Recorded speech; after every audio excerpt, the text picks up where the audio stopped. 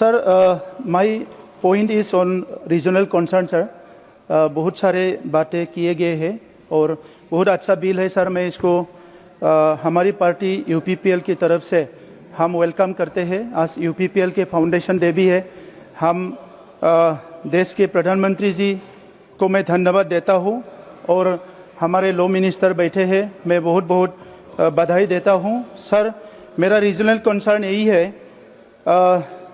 I urge the government to examine the establishment of regional benches of the Supreme Court.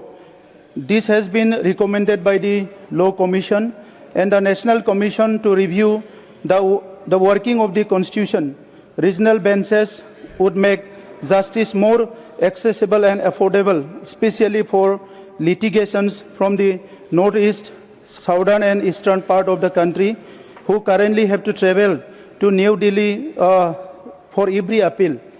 तो यही एक concern है sir कि जो रीजनल लेवल पे हम लोग को बहुत प्रॉब्लम होता है, हर केसेस में, हर अपील में दिल्ली आना पड़ता है।